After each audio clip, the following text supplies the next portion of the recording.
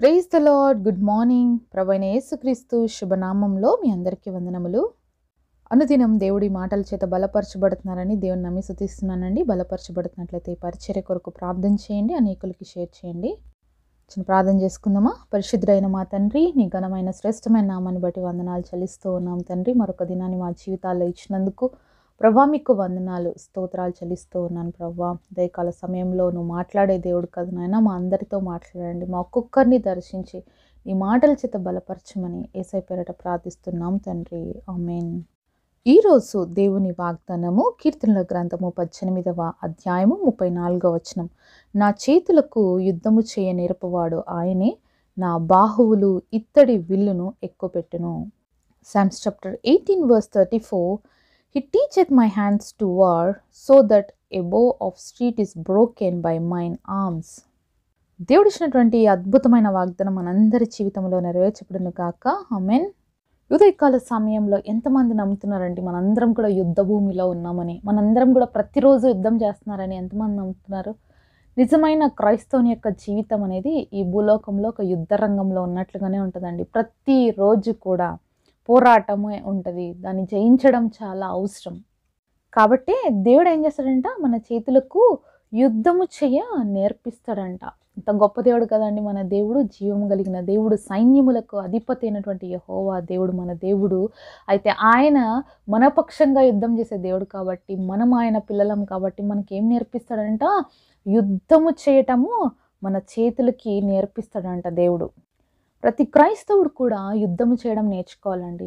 ఏ దేశంకి వెళ్ళి యుద్ధం చేయమంటారండి? లేకపోతే ఏ ఒక్క ప్రాంతానికి పోయి, ఏ స్టేట్లోకి పోయి యుద్ధం చేయాలా, లేకపోతే ఏ దేశంకి పోయి యుద్ధం చేయాలని అనుకుంటున్నారా?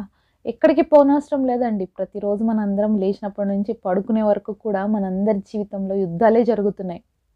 అయితే మనం యుద్ధం చేస్తున్నామన్న విషయం మనకే చాలాసార్లు తెలియదండి.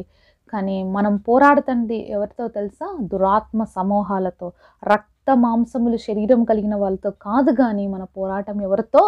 భయంకరమైనటువంటి దురాత్మ సమూహాలతో. కాబట్టి ఇలాంటి సమూహాలతో పోరాడుతున్నప్పుడు మన ఆత్మీయ జీవితంలో మనం ఎంత స్ట్రాంగ్ ఉండాలి. ఇది శరీర సంబంధమైన పోరాటము కానే కాదనమాట. ఇది ఆత్మకు సంబంధించినటువంటి పోరాటం. కానీ ఈ ప్రయోగం ఎక్కడ జరుగుతుంది తెలుసా? శరీరం పైనే జరుగుతుంది. కానీ ఇది ఆత్మీయమైన పోరాటం. చాలా జాగ్రత్తగా నడుచుకోవాల్సిన, జ్ఞానయుక్తంగా నడుచుకోవాల్సినటువంటి వారుగా ఉన్నామండి. ఈరోజు ప్రతి కుటుంబంలో యుద్ధాలు జరుగుతున్నాయండి. కారణం ఏంటి తెలుసా?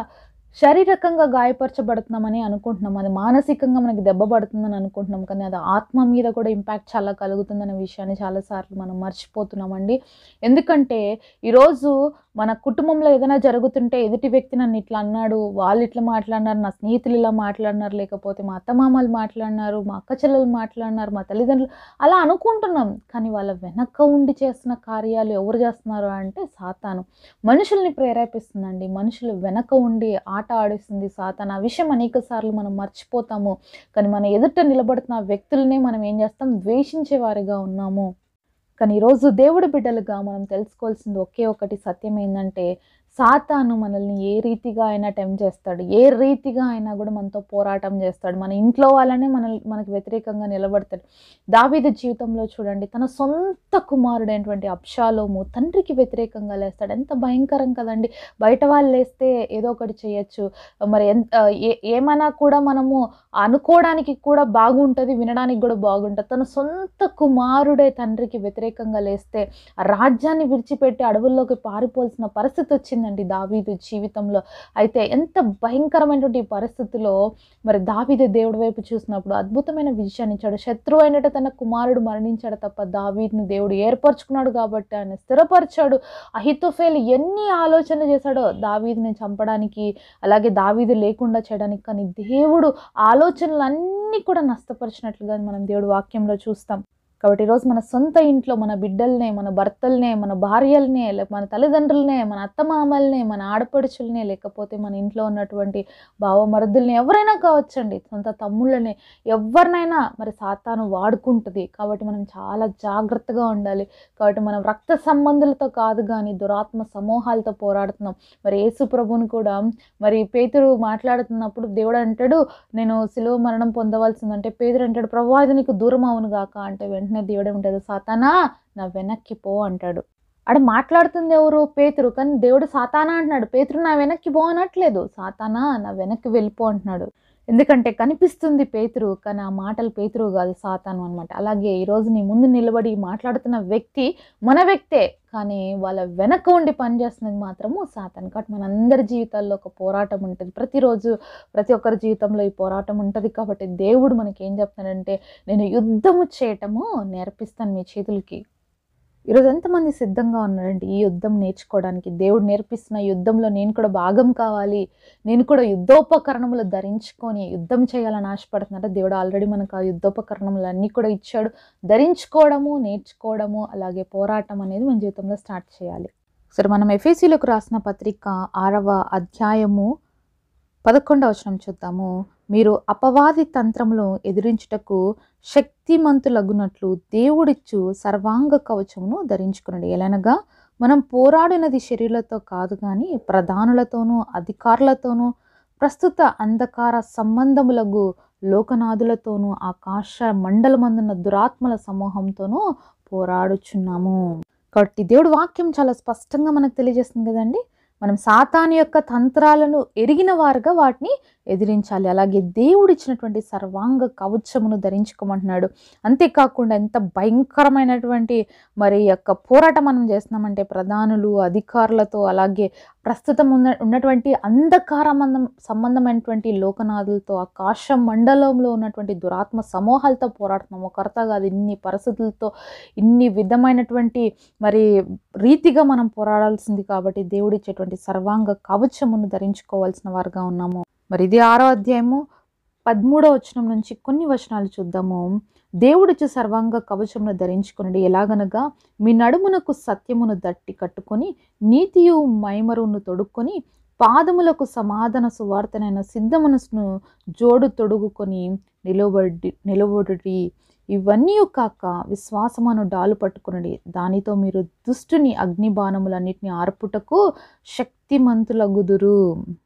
ఎంత గొప్ప యుద్ధోపకరణములు దేవుడు మనకి ఇచ్చాడు. కాబట్టి వీటన్నిటిని మనం ధరించుకోవాల్సిన అవసరం ఉందండి. వీటిని ధరించుకున్నప్పుడు మనం శత్రువుని ఎదిరించడానికి మరి గొప్ప శక్తిని, బలాన్ని పుంజుకోగలుగుతాము. కాబట్టి సత్యం అనేటువంటి మరి దట్టి కట్టుకోవాలి.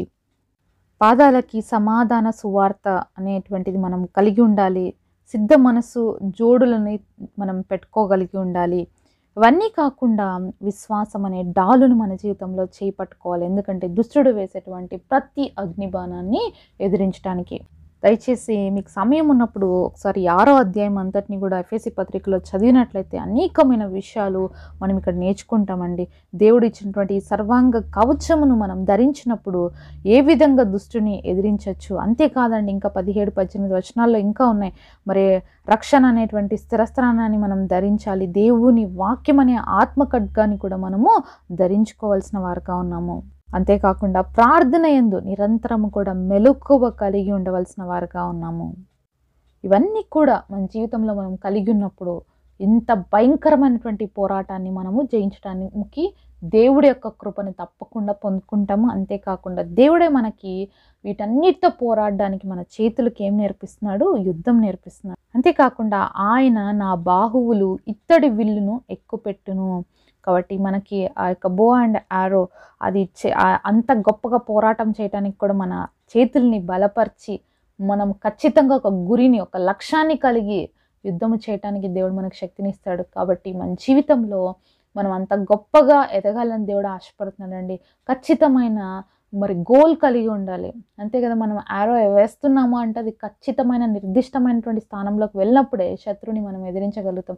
ఎక్కడ పడితే అక్కడ కొడితే శత్రువు మనల్ని ఉల్టా కొడతాడు. కాబట్టి అంత ఖచ్చితమైనటువంటి దృష్టి కలిగి మనము సాతాను ఎదిరించి నిలబడాలనేది దేవుడి యొక్క ఉద్దేశం. ఆయన మన బాహువుల్ని బలపరిచి యుద్ధంలో మనకి జయం ఇవ్వడానికి సిద్ధంగా ఉన్నాడు. మరి నువ్వు సిద్ధంగా ఉన్నావా? దేవుడు ఇచ్చినటువంటి ఆ సర్వాంగ కవచం ధరించుకుని యుద్ధం చేయడానికి ఉన్నట్లయితే మనం కూడా దేవుడి సన్నిధిలో కలిసి ప్రార్థన చేద్దామా? పరిశుద్ధుడైన తండ్రి, మీరు మాతో మాట్లాడిన ప్రతి మాటను బట్టి మిమ్మల్ని స్తుతిస్తున్నాము, ఘనపరుస్తున్నాము తండ్రి. అయ్యా, మీరు ఇచ్చిన ఈ అద్భుతమైన వాగ్దానం మా అందరి జీవితంలో నెరవేర్చండి. దుష్టునితో పోరాడడానికి, ఎదిరించడానికి మీ యొక్క సర్వాంగ కవచంను మేము ధరించుకొని, మీరు నేర్పించే యుద్ధములు నేర్చుకొని విజయాలు పొందుకోవడానికి మా అందరికీ కృపను ఇవ్వమని యేసు నామములో ప్రార్థిస్తున్నాం తండ్రి. ఆమేన్.